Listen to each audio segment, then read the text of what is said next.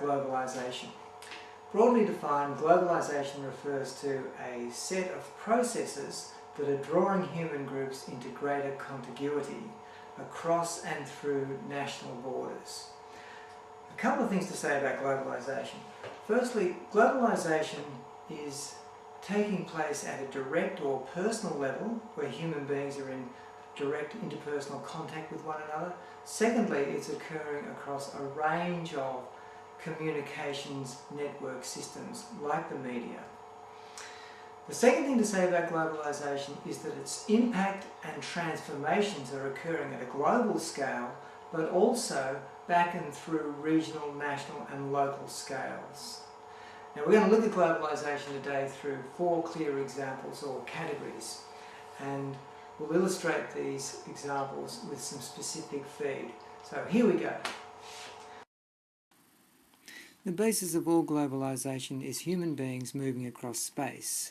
From the first phase of human migration between 60 and 100,000 years ago, humans moved out of Africa across Europe through Southeast Asia and occupied much of the landmass of the world.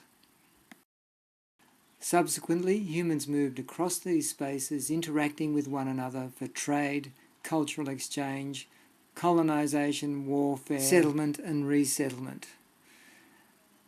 More recently, over the last 300 to 400 years, these human settlements formed into what we now regard as the nation-state, the modern nation-state. Forming around large urban centres, or cities, these modern European states colonised, occupied and administered the less developed territories of the Americas, Africa and Asia. Today, of course, humans continue to move across global spaces for education, migration, tourism, and, of course, warfare and trade.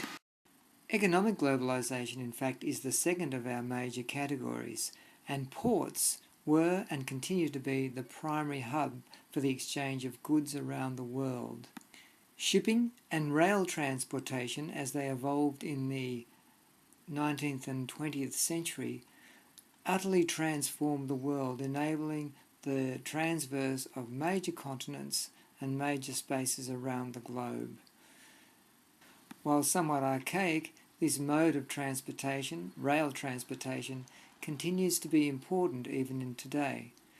But during the 20th century, though, it was the combustion engine through automobiles and through aeroplanes that really changed the face of the globe. These forms of transportation, along with the extraction and use of carbon fuels like petrol and oil, have created a new world and global warming. As we see in this image, the developed parts of the world are burning light, both metaphorically and literally. Debates around global warming are part of what we might call ideological or political globalization.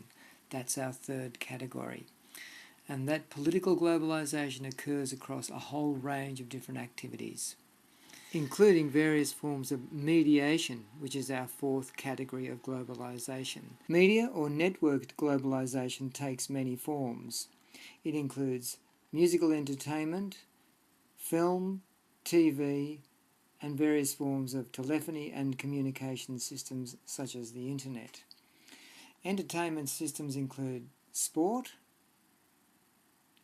of various kinds, which are part of a global entertainment system, but also provide opportunities for personal gratification and pleasure. And remember that pleasure is a key part of the globalization process. But it also includes networked communications and what are now called social web or social networking, and the internet is a key part of this, as we see, and YouTube is a part of that too. We have to remember that globalization is largely about diversity. It brings benefits but also dangers. Globalization is part of everyday life. It is not exceptional. It is part of the general process of human gathering and human communication.